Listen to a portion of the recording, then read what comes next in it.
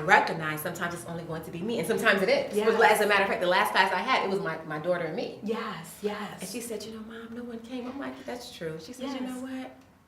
But you said you wanted to open this studio even if nobody came. See, you would be. She said that. And you would be there, and you were there. She said that. She said that to me, you know, but you said even if nobody came, that you would be fine. I'm like, you know what, girl, I did. Yes. Girl, you know, because I mean, nobody was there. We did some stuff. And I think it's beautiful for your daughter to Right. see that. Right. Like, that's powerful, and then for you to act on it. I feel like She just reminded me. That is beautiful. I'm like, you know what? Because it's real, because it's like I do buy a lot of beads, people who know me. Exactly. And it is something important to me. Exactly. And I understand that for some people it's like, well, why is she buying all these beads? It's not that big. And that's fine. Other people will get into it. Some people will never get into it because it's not their thing. Exactly. But when you understand that you were told to do X, Y, and Z, it's like when you get that, whatever you call it, you know, calling, it could be, you might say it's spirit, it might be whatever it is that you think it is. When you know that part of your job and role is to do X, Y, and Z, you have to do that. You have to. And I understand that I do it with the resources that I have. So I'm able to forgive myself because it's like, well, this is what I have, so I'm gonna do I'm gonna do what I'm supposed to do with the resources I have available. And that's what I try to do. And sometimes it's beautiful and sometimes it's not as beautiful. Exactly. But I'm going with what I feel that I was instructed to do. And if I'm doing that, I'm at peace.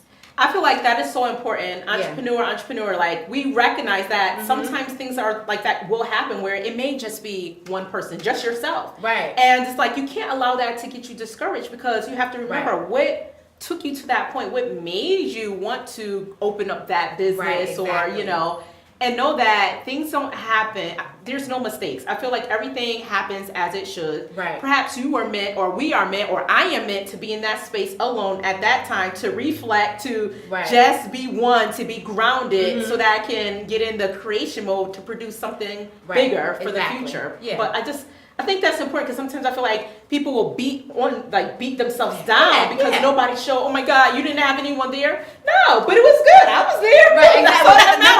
I made it. I made it in one piece. Exactly. It's difficult. It's difficult. I will tell you that it's been a challenge. Yes. Yeah, it's been a challenge. It's been a challenge to try to introduce people into creating and not being a consumer. And I say that with all respect, because I love Banana Republic, like the next woman at Target. You know, I will. Yes, exactly.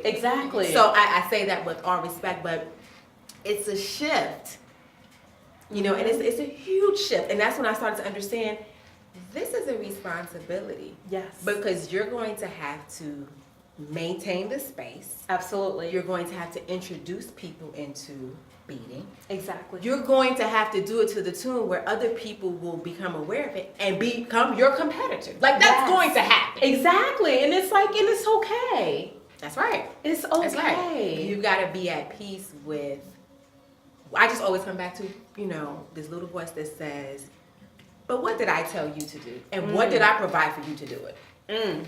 Maybe whoever didn't do whatever. Exactly. Maybe they didn't. But I had told you to be over there with those beads. Exactly. And I gave you what you needed. Maybe it wasn't everything that you wanted. Yes. But I gave you enough. Exactly. To do what I said to do. So my expectation is that you're going to do it. That's my expectation. Exactly. You're going to do it when it's good, and you're going to be happy and thankful for that. And when sometimes it's not good, we still have to somehow. I mean, we're human. Exactly. So I allow myself human moments. Yep. You know? This is true. Yeah. The human experience. I do allow myself human moments. But I always come back to, yep, I'm going to do this. And that's when I finally said, not only am I going to do it, I'm going to be one of the people that holds the space. Yeah. I'm gonna be a vanguard for this. Among other things. Exactly. But I'm going to be a vanguard for this. So no matter who walks through the door, as long as I'm able to continue, absolutely, I'm going to continue. I love it. Yeah. The energy right here, like, I have goosebumps. I didn't get there because I've had many, you know what? I've had many classes where people didn't come. Yes. That has happened to me. Yes. Many times. Yes. And it's always, I had to say, well, I mean, because it's two. Okay, so you have your business hat, so it says, well, are you going to keep the doors open? Mm-hmm. Are you going to change what you're doing? Exactly. Are you going to attract more people? Exactly. Is it you? Mm-hmm. If it is you, can you change whatever it is about Mm-hmm. you, Mm-hmm. you know, that is maybe prohibiting things? So it's always that constant reflection, Mm-hmm. you know. Mm-hmm. Even when things are going well and you get, you know, things pick up and you get clients and you get parties and you get booked, it's still like, okay, because now you have to go there, or at least for me, I have to go there, I need to deliver. Exactly. Right? Have to go there and I got to be right. Absolutely. So I got to Very get all important. kind of stuff off of me. Absolutely. Mentally and spiritually. I got to get all. You got to cleanse like it. kids. Yeah, everything got to just layer off. Get all of this off. Yes. Because when I show up, I got to be serious about this art form. Because if I'm not, it's going to translate. Oh. And it's too yes. serious. Because I was told, yep, I'm going to need you to do that. Yes. So I got to get right. You have to, yeah. No matter whoever comes or doesn't come. Absolutely. I gotta kind of get and transform myself to get in that mode. So it has not been easy. It has not been. It has not been because it's new. Exactly. Not everyone understands. Mm-hmm. Some people don't want to understand, you know. Yes. But yeah, I'm excited. I'm thankful because I know I'm doing what I was Meant to do. and meant to do. And then I feel as though because of that, doors will continue to stay course. open, windows. That's right. Everything will open. And Absolutely. so you will continue to be blessed because you're following your passion. And I feel like as long as we are following our passion, That's right. That's all. You have to follow your passion. Just follow your passion. You do. And you got to be clear. Very clear. Oh, yes. You got to be clear. Because, you know, it's like, you just got to you have to self-reflect. Mm-hmm. You have to be able to be gentle on yourself. Absolutely. You have to know when you're getting the answer because there's a lot coming at you. Especially now. It's so much just stuff. We're bombarded with energies. We're bombarded with all type of narrative about who we are and what we should do and when and where and why. So you gotta kind of get really still and know. Because for some people it's like, hey, I go to church. Yes. I read my Bible. Exactly. I'm clear on message, and that's where I'm getting my message. Exactly. Some people, they were taking a walk. Exactly. And they would do, you know, and then one day they said, wait a spoke. minute, it can't. Yep. So absolutely. you gotta know you. You do. To understand when those when messages that are coming. message is coming. Absolutely. And then you gotta be willing to stand on that message. Mm-hmm. Even if you're standing by yourself. Can you repeat that? What? Can you look right in there and say that one more Hi again? guys. So you've got to be able to stand on that message, even if you're standing by yourself. Especially when you're standing by yourself. Mm-hmm. Because that's how you show that you're serious. I opened the studio, and I say I, but really we, my husband and I, and so many other people. Exactly. So many people offered me so many love offerings, whether they were positive messages, prayers, buying things. So I give thanks to all of those people and those who couldn't for whatever reason. But all I ever wanted to do was to make beads. Since when? I don't think we captured that. We talked before. Yeah, Recording, yes. Since you were a little girl, right? So since I was a child, I was fortunate enough to attend New Concept Development Center on the south side of Chicago. Okay. Which is now Betty Shabazz International Charter School. Okay. So there we were taught from an integrated African-centered standpoint. So we learned art and math and history and African dance and nutrition, and even I feel like we even learned like politics there. Although I know we didn't learn politics, I just feel like we learned how organizations are structured. Okay. You know? And so really that's where the seed was planted. So my parents, thank God, put me in that type of environment. And I started there as a 2-year-old. Wow. So really at that young age, I got the messages in terms of the art and how powerful art is. Definitely. Wow. Absolutely. Wow. Yeah. So I got it then. And then in terms of waist beading, one of my dear friends in college, you know, we just want to make some beads. You know, we went over to Walmart. We were in the Deep South and at the HBCU. We went to Walmart and we were just stringing. You know, we were just tired. I mean, nothing close to what I do now. I would be horrified if there's anyone out there who still has any of those beads.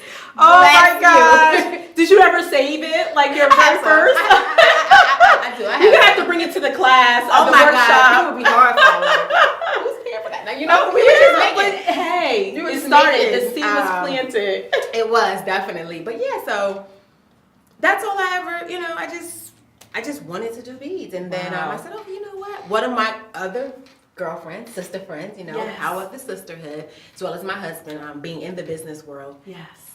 She said a couple years ago, you know, you've been making, you know, jewelry. I know you like it. What if you did a class? And I'm like, a class? Who would come to a class? You know, just because I'm thinking, who am I to teach a class? I mean, really, who am I to teach a class?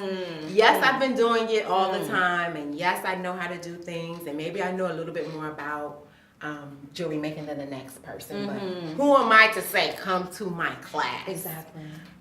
She was like, girl. Yeah. She's in LA. She's in LA, so she said, you know what, girl, and she always does these little, you know, little intellectual beatdowns. We're actually a really good, because we're like polar opposites. She's like, goodness, if you don't get it together and go teach that class, what's wrong with you? So I'm like, okay, so I did it. But that's all I wanted to do, to show up places, bring my beads. People pay me a couple dollars. Yeah, and that was it. That's it. That's all I wanted. And it was, I mean, I would go places. Sometimes it would be good. Yes. And it would work out fine. Other times the space wouldn't work out. Okay. I would book the space, it would become taken. Just little stuff like that. Okay. And so this year I said, okay. I had to be at peace with opening a studio, knowing I couldn't be there all the time. Okay. The craziest, who would do that? A lot of people, actually. Who would, but I know what you mean. I know what you mean. Who would open a space? I know what you mean. You bring all this stuff over there, you're painting it and everything else. Because because my children are in sports. Yes. And we were really adamant about not trying to push them completely into what we're doing. Okay. You know?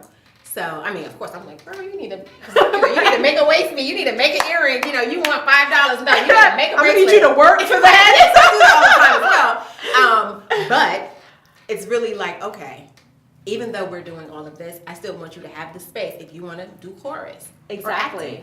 Or soccer or whatever. Yes. So, and they were like, they wanted to do stuff. Yes. So they do that, and then we do the rite of passage. So I really don't have a lot of time. Obviously, we're always open, to book parties and things like that. But I knew I wouldn't be able to be there like a traditional business owner. Exactly. 4, 5, or 6 times a week. So I'm like, who would do that?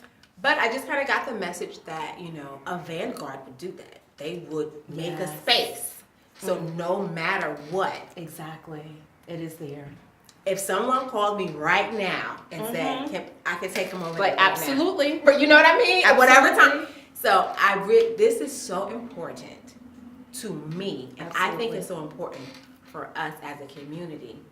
Absolutely. That even if I can't get over there as often as I would like, beads have that much power to me. I second that. Yeah. Oh, absolutely. Yeah, it's that important to Absolutely. me. And I think that the universe said, okay, now she's serious. She's serious now. Because we knew but she wasn't as, because I had beads everywhere in my house. I mean, everywhere in my house. Everywhere. I mean, literally. And those are some small beads. Yeah, well, you saw. Oh, she has it's beautiful. Yeah, you have a lot of beads. Yeah. Oh, yes. Everywhere. So I feel as like, once I took that step to say, one, this is not just personal for me. Yes. This is for the people.